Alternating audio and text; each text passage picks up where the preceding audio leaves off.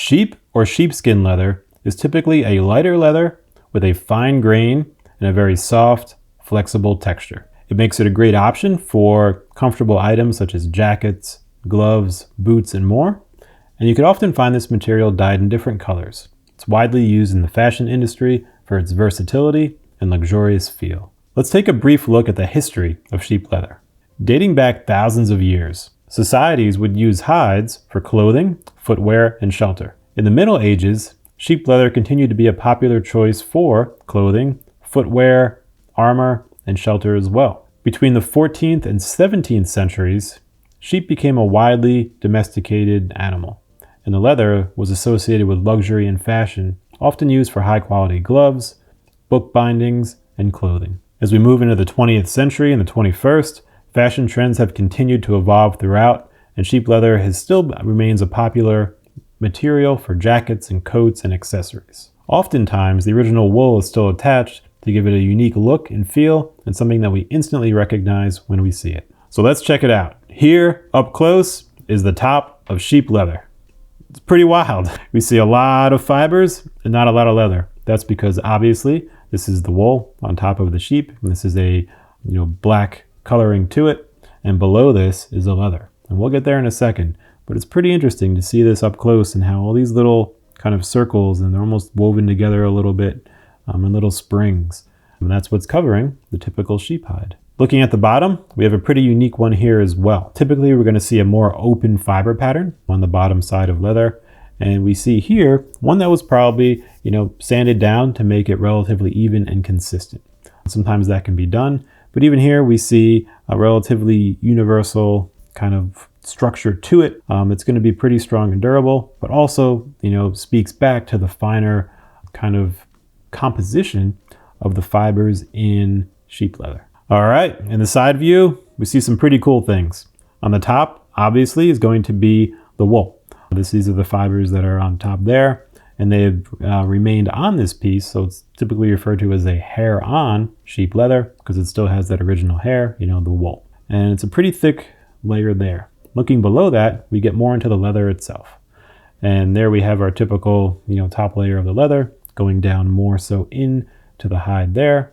And we see that comparatively to the wool on top, the actual leather is relatively thin, especially in this example.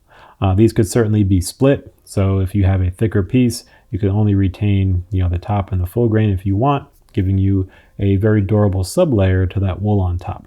And that will make it something that if you're using it for projects, even easier because you've got a thinner, lighter material that's going to be the strongest part. And then above that, your wool, giving it a really unique look and feel, and even some beneficial physical properties as well, because it can give some heat retention as well as good coverage over an item. For its production process, sheep leather can undergo one of two of the main tanning processes. This is going to be vegetable tanning and chrome tanning. In vegetable tanning, the hides are typically soaked in tannins, and these are going to be extracts and emulsifiers from plants and trees. The process can take anywhere from weeks to months, and it yields a relatively kind of firm and durable leather. The other process is chrome tanning, and this is done by bathing the hides in chromium salts, and that basically helps tan it through, cut it off after chromium salts. And this process usually yields a more flexible, softer leather material. And it often only takes days to get this result. So after tanning, regardless of the process that it went through, the hides can have further finishing done to it. This can be dyeing to change the color of it. Oils or waxes can be infused into it to increase the strength, density, durability, and water resistance, or other finishing techniques can certainly be applied, both to the leather itself and to the wool on top, if the sheep leather has that remaining hair. For cost, you can expect around $5 to $7 a square foot. You could certainly find some that are less expensive, certainly find some that are more expensive, and the key elements are going to be, the quality of the hide that was used, if the hair is on or removed, and then the quality of the tannery that produced it and what their process may be. Some other factors could be if there's been any finishing applied to it, water resistance or scratch resistance or any kind of a treatment. But that's going to get you, essentially your range of around $5 to $7 per square foot. When looking at the pros, sheep leather is relatively lightweight. It's going to be a thinner material in general than maybe a vegetable tanned cowhide. And with that, there's benefits in terms of where it could be used, beyond just the item itself. It could also be used in linings and things like that. It's also a very soft, flexible leather.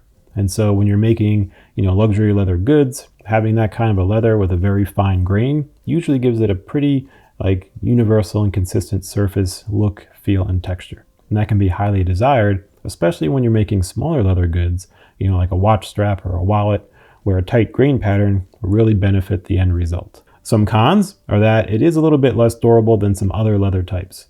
Given that it is a softer leather and a thinner leather, it can wear out a little more quickly and may not have as strong fibers as other leathers available. It can also be a little more expensive. It's not amongst the highest, but there are also going to be lower cost leathers available. So this is more of a mid-range. So depending on what you're trying to make, this could be a decision point for you as to whether that's worth it. Looking at some good uses, sheep leather is great for a lot of things. We've got bags, certainly footwear, wallets, jackets, book bindings, gloves, upholstery, slippers, hats, jackets, shoes, small accessories, pretty much anything that you want a thinner, high quality leather. Sheep leather can definitely be an option for that. And a few tips for working with sheep leather.